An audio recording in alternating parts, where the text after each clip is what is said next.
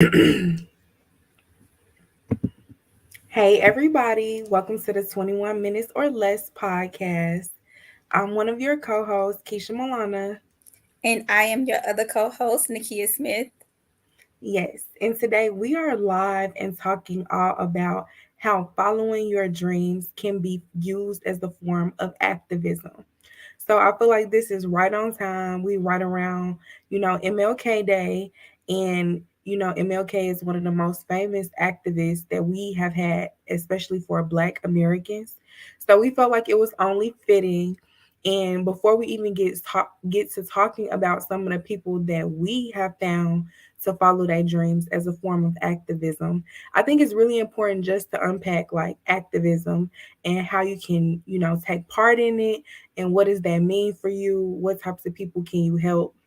So before we get started, I feel like activism should definitely be non-violent. I feel like that was one of the most important things that I learned in this Leadership and Diversity Institute that me and Nakia were a part of. It was specifically the CT Vivian Leadership and Diversity Institute at Clayton State University. And in this certification class, we learned a lot about the importance of making sure that we use our voices and that when we do have this activism and making sure it's nonviolent, it's so many different ways we can use our voices, especially in 2023. So, just to briefly go down some of the most popular ways that we've seen nonviolent activism in the past, we've seen protests, especially 2020 when we had the George Floyd incident. We saw a lot of people rallying, doing protests, marching. That's a big one because it requires you to actually get out in the streets, you know, preparation, whether it's making signs, putting together t-shirts. That's all super important for raising awareness. And then even some things I have personally done, I would consider a form of nonviolent activism. So one thing I did when I was in college at Alabama State University, I was a part of this group called BAYO, which is the Black Alliance for Educational Options. So pretty much the whole purpose of the nonprofit was to be able to have charter schools in all 50 states. Because at that time, like every state didn't have the ability to even have a charter school in the state. It was only public school and private school. So Alabama was one of those places.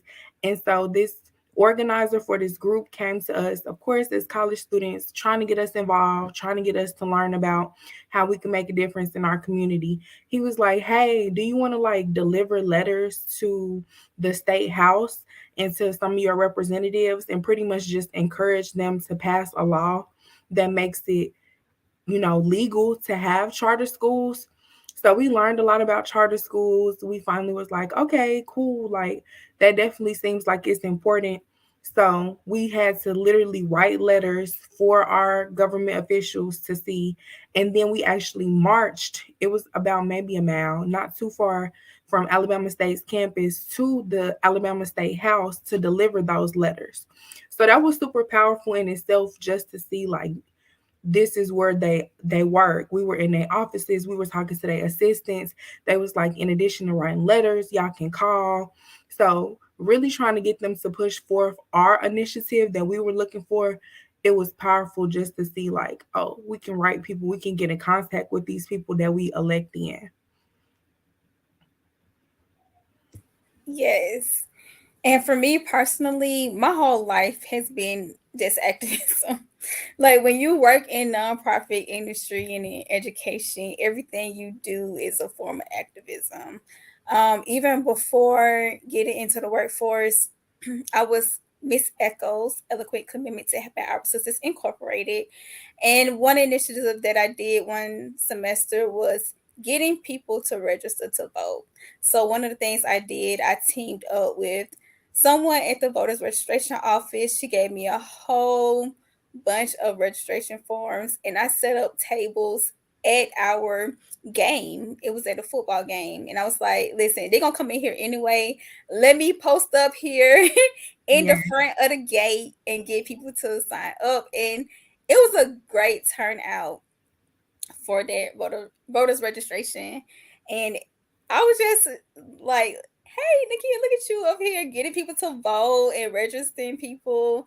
And it was a good turnout. So that's one of the things that I remember doing as early as undergrad as far as activism goes. I love that because I actually have participated in voter registration drives too.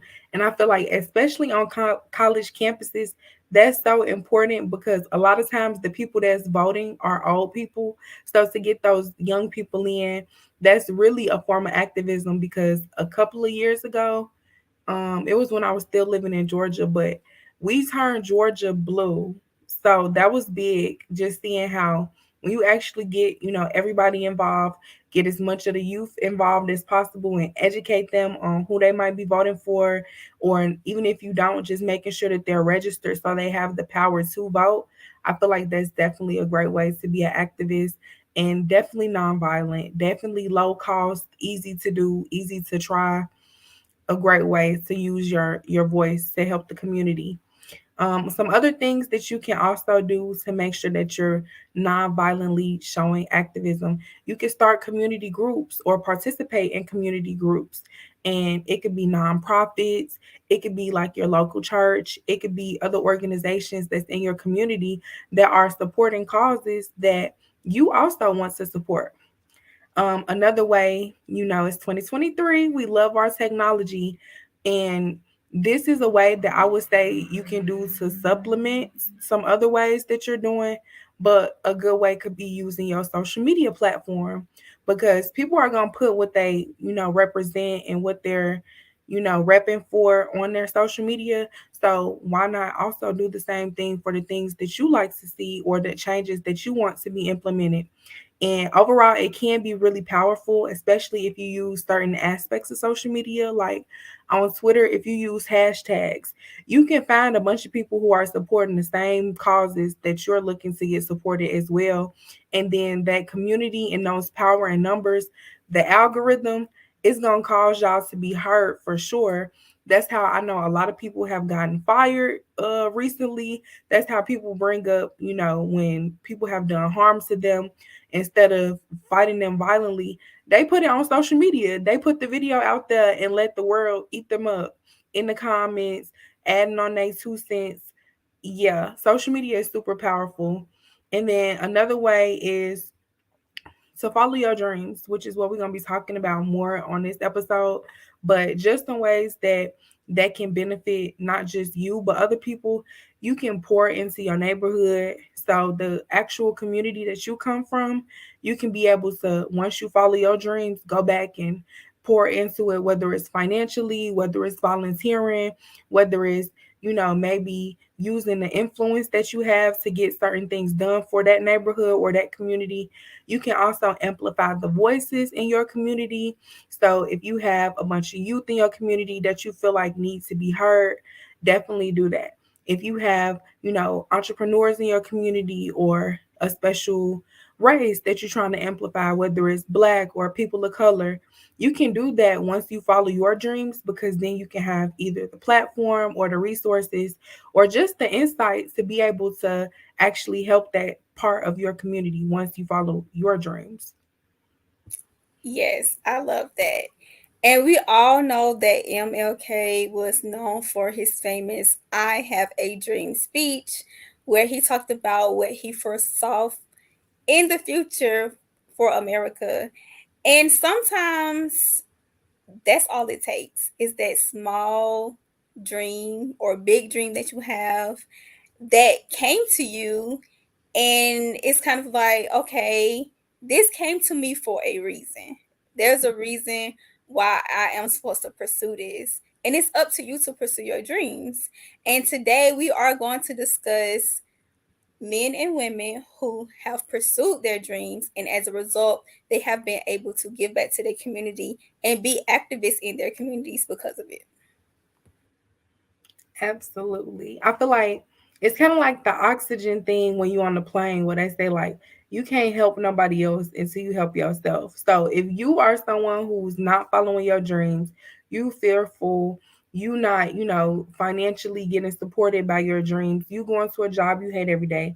It's like, how are you going to instill that in other people to, work hard and accomplish your dreams when it's not something you personally doing yourself? So it's probably not going to hit the same as if somebody who is actually reaching their dreams and following their dreams, even if you're just still in the process, you following your dreams can definitely inspire other people around you to follow their dreams as well. And so I just want to quickly talk about some of the ways that you can amplify voices, because you might be thinking, okay, who can I actually help from me following my dreams? So some that really hit hard for me are students or the youth. So just because you're older than them, like they probably gonna be looking up to you depending on what you do. If it's something that interests them, if you successful in it, they gonna be like, oh, I could do this when I grow up. Or now that I've seen it done, I know that I'm capable of even accomplishing this goal for myself in the future. It could even be the elderly. The elderly sometimes look at us younger people and be like, you know what? Like, if I had the courage to do that back in my day, I would have did this. And you can, inspire them and tell them like, hey, it's not too late. You still can do this. You could start this business. You could do a public speaking. You could talk about your journey. You could start a podcast. Whatever they're trying to do, you can definitely inspire them to do it by just following your dreams. It also could be people with different like illnesses or maybe mental health disabilities or physical health disabilities. You know, a disability does not mean that you're unable. It just means you might need a little bit more support. So definitely want to inspire people who might not have all the same physical or mental capabilities to still understand how they can reach their dreams, and inspiring them to, just take those first steps to even try, even if they don't succeed at first or it's not successful right off the bat or it takes a lot longer than you. It's okay, because if they really want to do it, you can still help them by showing them the steps or showing them, how you did it. And then the last thing is entrepreneurs. So you never know who you can inspire to start a new business. A lot of times, people don't just want one stream of income or even nowadays one business. So you never know who you can inspire to one day maybe start a business. And you don't have to think, negative about it like, hey, I don't want them to start a business because then it might put me out of my business. But maybe sometimes they can work with you or collaborate with you and your businesses can coincide or be a little bit different to where y'all have different audiences or a different market. But just you having your business or amplifying a certain business by following your dreams, people can start to become more aware of other opportunities that they have for new career fields or for new endeavors. Yes, I did want to add on to that list because, of course, podcasting is a way to amplify your voice, whether that's starting your own podcast or just being a advocate and being on somebody else's podcast and talking about the initiative.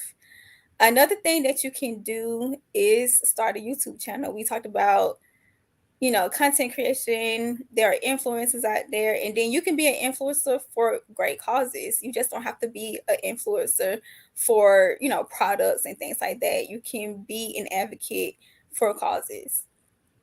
So I just wanted to put that out there. And then, last but not least, being a motivational speaker. I know that people be like, "Oh, motivational speaker, all they doing is inspiring people," but that's what people need. They need inspiration and motivation to get up and get out there and do the work. So yes, so those are some extra ways you can amplify your voice. I love those, especially the influencer one, because again, you don't have to just promote products and beauty things or, clothing or wigs or whatever it might be. You can just amplify causes, or maybe if somebody needs some kind of financial assistance, you just post that GoFundMe. That's still a way to amplify the voices of people who need support, people who need help. And it's a great way to use your platform as well. And I think it just makes you more, you know, prone to find your community of other people that want to see those same initiatives to be reached. So I love that. And some examples of people that, I think are doing a great job with following their dreams and them being a form of an activist. The first person is Michelle Obama. So I actually recently just watched her. It was like maybe 2 hours with Revolt. So she did a roundtable with Revolt, and it was Angie Martinez, who is a podcast host, and she works on the radio. It was Kelly Rowland. It was Tina Lawson, which is Beyonce's mom. It was Winnie Harlow, who is a model, and then it was her, who is a Grammy award-winning singer. And I watched the whole thing, and it was really good conversations about how at one point they asked everybody on the panel, like, how did seeing First Lady Michelle Obama in office inspire you? And people just talked about so many different things, and that's something that even I resonated with as a viewer, about just seeing her in the White House as a African American woman. It just was inspiring to let you know, like, you can do this too, and you can be in one of the most powerful offices in the world. And it just showed you of what you're capable of, and it just helps you to understand that being an African American in a position that powerful is a form of activism. And a lot of people don't want to see that. They don't want to see it happen then, and they don't want to see it happen again. So just knowing that you're capable is a form of fighting back against the status quo of what people are thinking, which is, Black people aren't capable, Black people aren't competent, they might not be able to hold that position down, or whatever other negative thoughts they may have. Just seeing her in that position was super, super rewarding and powerful for me as like a young Black girl. And then it just also was some of the things that she did while in office. Like, she was fighting back against childhood obesity. And I know I was, in school and in high school during her term. So I got to see some of those plans actually come to action. She was pretty much shifting the way that we have access to food in low income communities. And being someone who grew up in a low income community, I got to see, like, the food did get a lot healthier, and it was a lot less like starchy vegetables and things of that nature once she made that initiative. And the initiative was called Let's Move. And not just did it tackle the actual nutrition part, but it was encouraging people to do more exercising. um I know for us, they extended how much PE we had. At first, it was only mandatory to take 2 years. Then they added and changed it to 3 years. So it was just some really powerful movements going on that can not just help one person, but to help a whole nation of people to be able to improve their lifestyles. Like, that's very much so activism, because it's fighting back against obesity, it's fighting back against health and wellness issues, disease, and a lot of other physical and mental ailments that can come from not eating not eating correctly, or even just not getting enough exercise. Yes, to our former Miss First Lady Michelle Obama. I love her. I love that Let's Move initiative because it just got everybody up and moving, and especially the young kids, and just seeing her invite those young kids to the White House and them being on the lawn and things like that. So I love that. Yeah. I want to, I guess, talk about my female woman entrepreneur, Pinky Cole. But before I get into her, I wanted to explain why I chose the people that I chose. So I chose Pinky Cole and Deion Sanders, but started with Pinky Cole because they are what I consider a disruptor.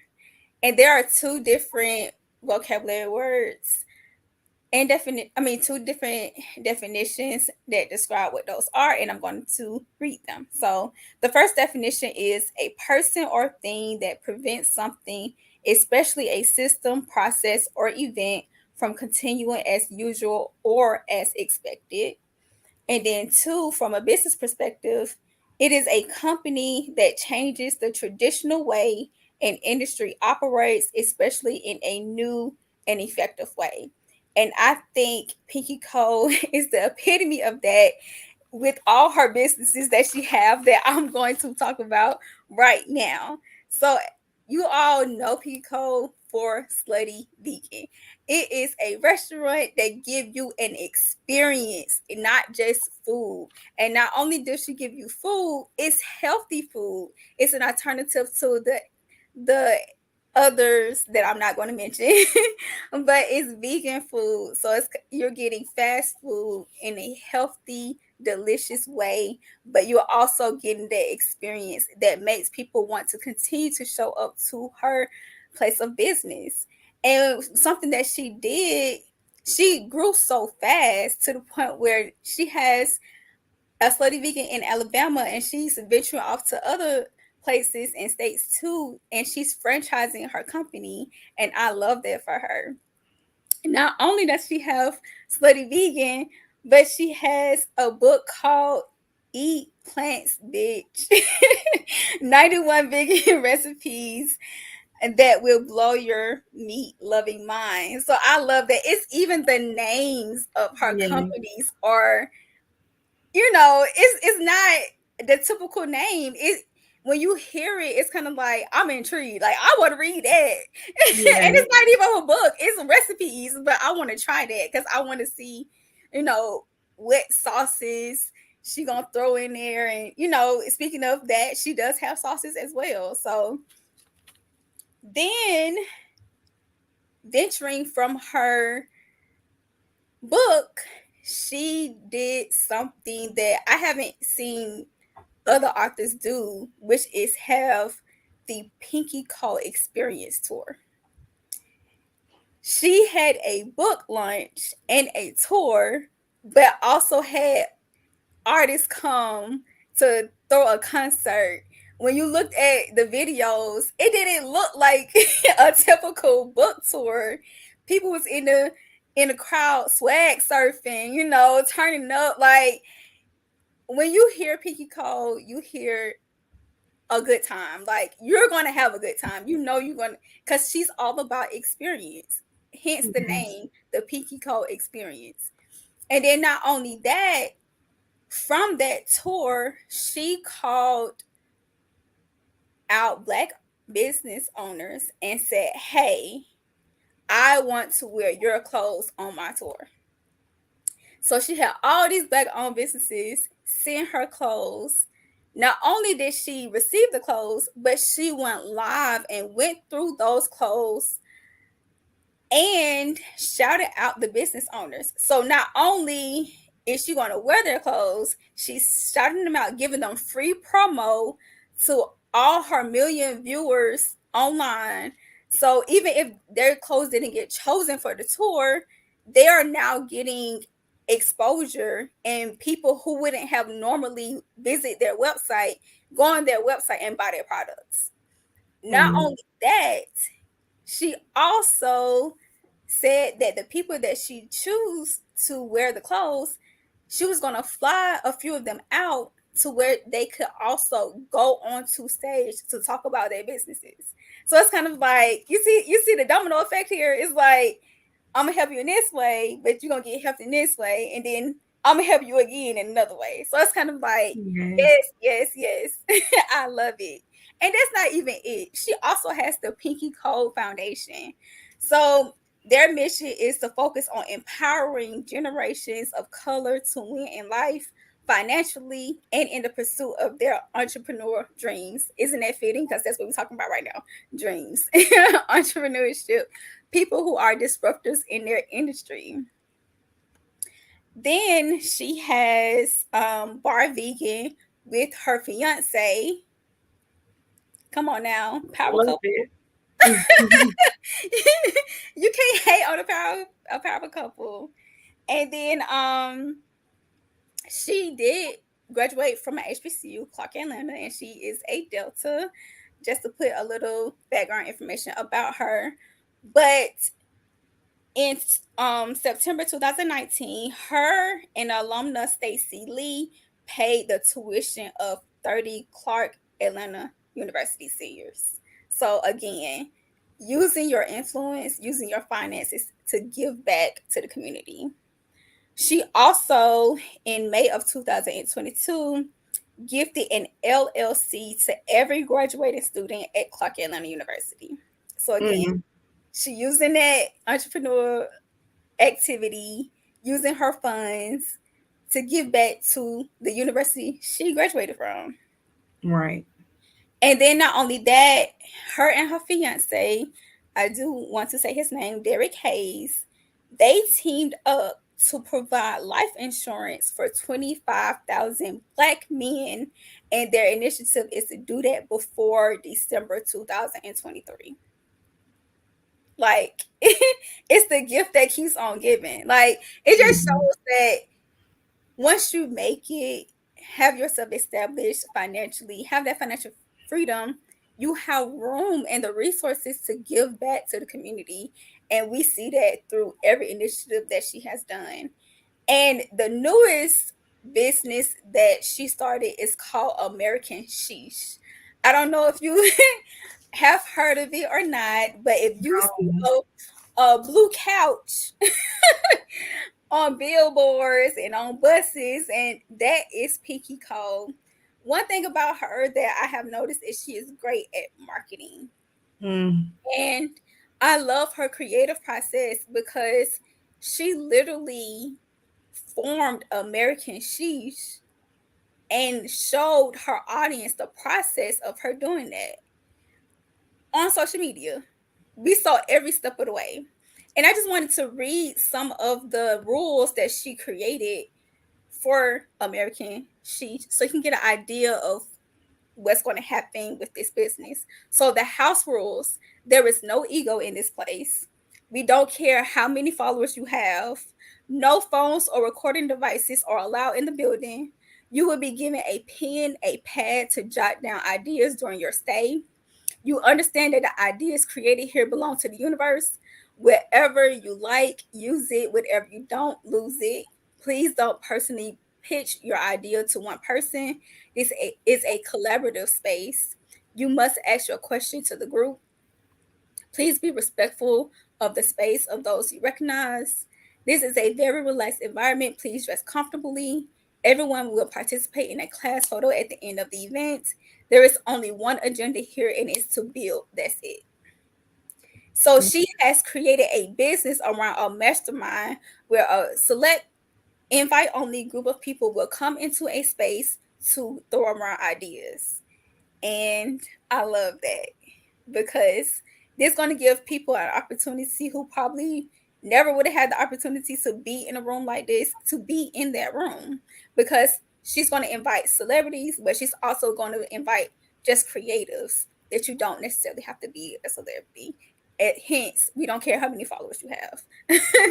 So yeah, I just wanted to talk about Pinky Cole as my female disruptor. That's what I'm gonna call her.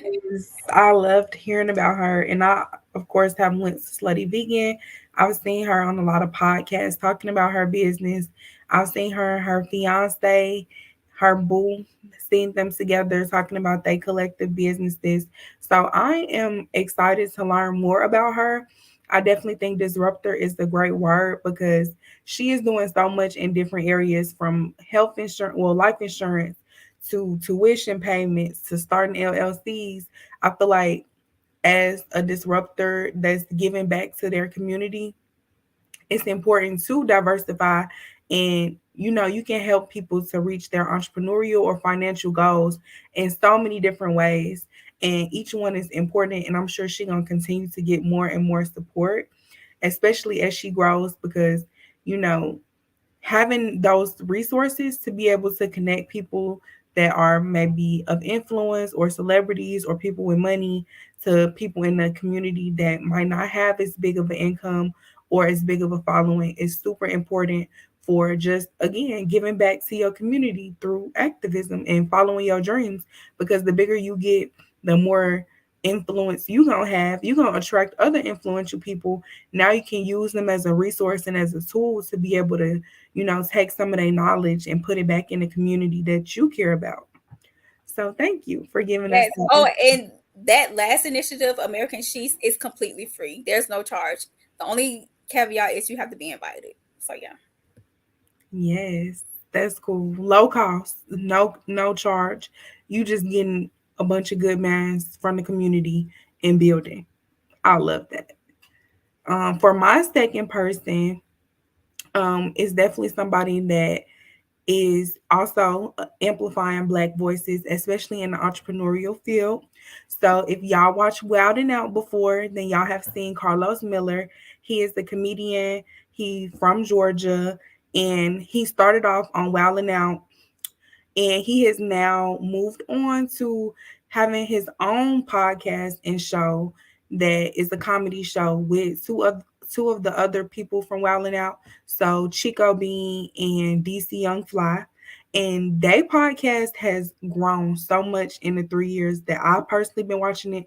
They've been doing it for a little bit longer. But just in the times I have seen them watch it from start to now, they have interviewed so many celebrities, especially in the hip hop genre, and especially Black celebrities. They really highlight and focus on. And one thing that I really seen grow recently is that normally they just have their typical comedy podcast. They invite celebrity guests on. They talk about different funny stuff, talk about their different initiatives, things they have dropping. It could be a book, it could be a song, some music, a tour, whatever. But recently, they have actually been hosting what they call the Black Market segment. And so, what they do is instead of inviting celebrities on, they invite somebody from the local community or somebody who's not as known, but they have a great business idea. And so, they invite them on to be able to talk about, their business.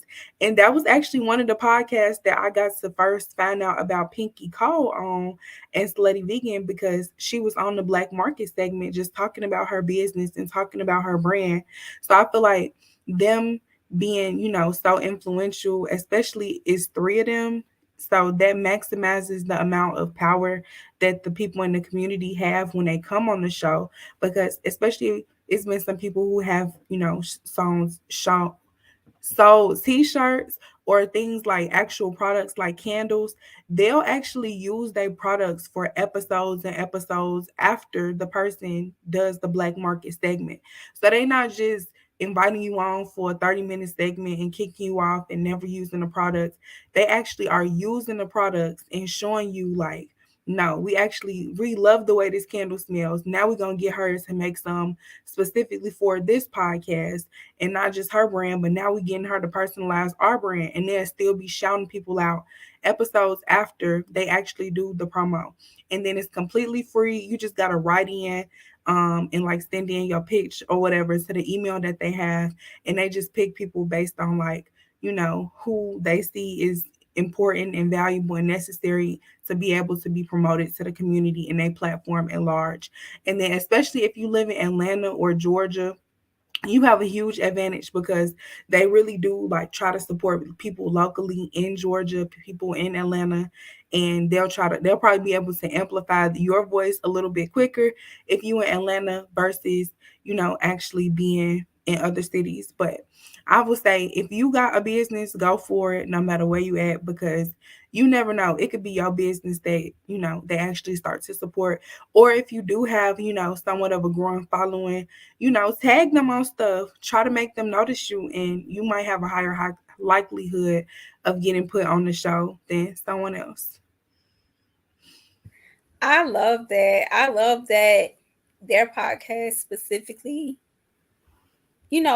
shout out the local community businesses versus everybody who like already established, because we see that a lot. We see like the same people get interviewed all the time, and it's like we want to hear some fresh ideas. We want to see some new businesses, and you know.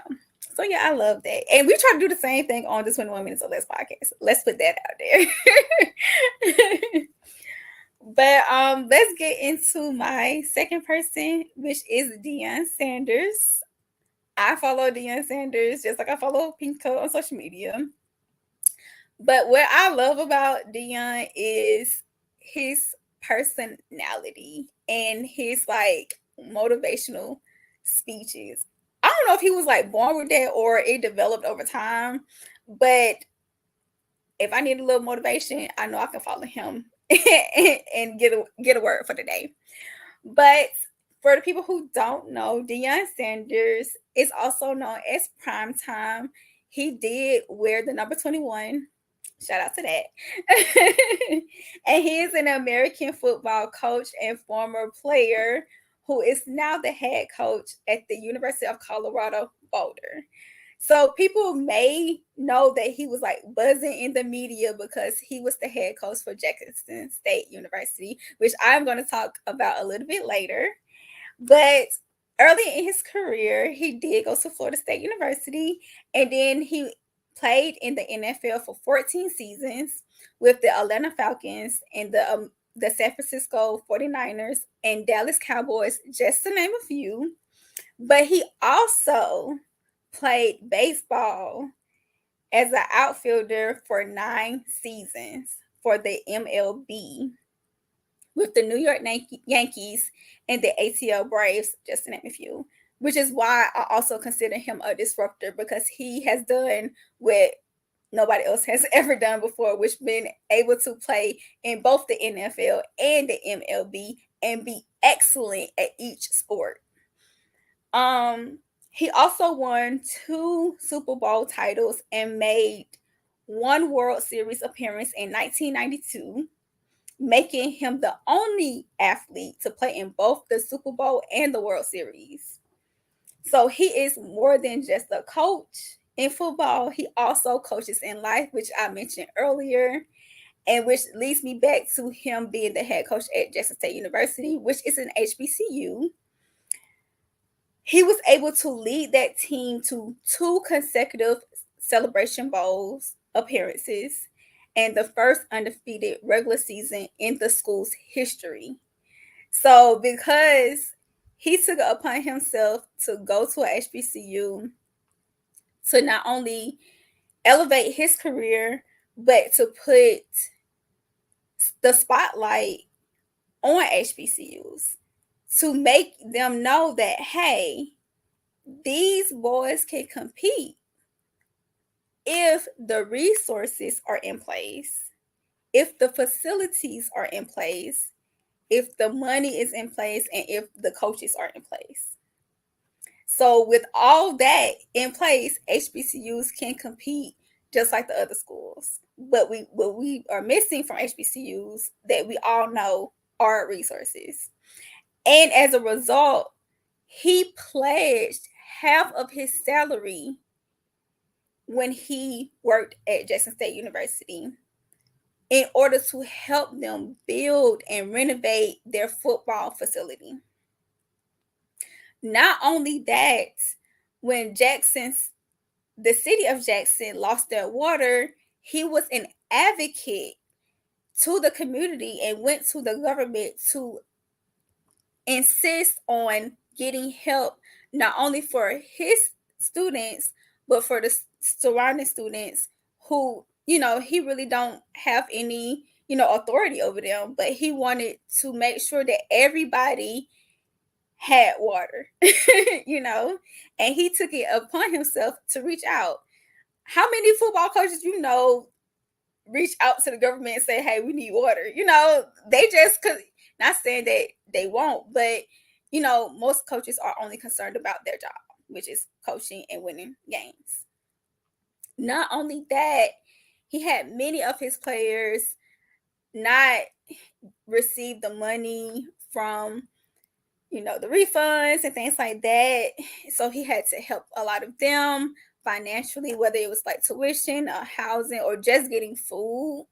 So it's just like the idea that he is more than just a coach. He is a coach, a mentor in life. He makes sure that his team is presentable at every game, providing them with proper attire. You see on his social media, even before the games, he's not just talking about the games, but he's mentoring them about life and making life decisions and life choices that will affect them beyond the game, beyond school. So it's like, what more can you ask for? And I actually watched his reality show. For people who don't know, he had a reality show called Dion's Family Playbook, which I thoroughly enjoyed watching. And it showed how he was raising his sons and his family, and he was even helping coach his son's team at one point. And people may not know this, but he is also the co-founder of Prime Prep Academy, and the initiative was not only to educate students but provide every student with a laptop who attended the school. So is just a little bit about Deion Sanders, aka Primetime. Yes, I thoroughly enjoy hearing about him because I've heard about a lot in the media, but until you actually understand all the things that he's doing, especially down to giving players support while they waiting on their refunds or just financially uninclined, I feel like that's important in itself, and that's something that you might not hear about as much as, oh, he's leaving Jackson State, but that's some of the realest and most important parts of advocacy that he could ever do. So I definitely applaud him, and I feel like people feel like maybe he's not going to be as powerful as an advocate if he's not directly coaching at a HBCU, but I feel like it's other ways to still amplify, people's voices. It's other ways to amplify HBCUs. So just him going there already has done a lot, and it has set a precedent for other, NFL previous players to start being coaches at HBCUs and not just trying to wait for, quote unquote bigger opportunities. So I feel like once you start creating that ripple effect and getting people to start modeling your behaviors and doing things that you're doing that can also help the community, then it worked. You still getting the same results that you want because now it's the ripple effect. Other people are getting involved, and it's just all around easier to invoke that change when you have other people trying to be just as powerfully involved as you are. Yes. And I also wanted to commend him on taking the initiative to move on to a higher position, because with him moving on to a higher position, that allowed the assistant coach at Jackson State University to become a head coach, and he was able to get promoted and pursue his dreams. So it goes to show you that sometimes elevating is necessary so somebody else behind you can fill or attempt to fill your shoes. Yes, it's so powerful. Whatever you do, just know that you can still use your dreams as a way to be an activist in your community. You can start to get more resources that can help more people. You can start to set an example for other people, and you can amplify the voices that you have around you. So I hope you enjoyed listening to this episode. Make sure you go follow us on social media at 21 Minutes or Less on Facebook, Instagram, and Twitter. And then on YouTube, you can just type in 21 Minutes or Less podcast. And then you can go follow our personal pages. Mine is at Keisha Milana. And mine is at Miss Butterfly 21 MISS. Yes. And we will see you on the next episode.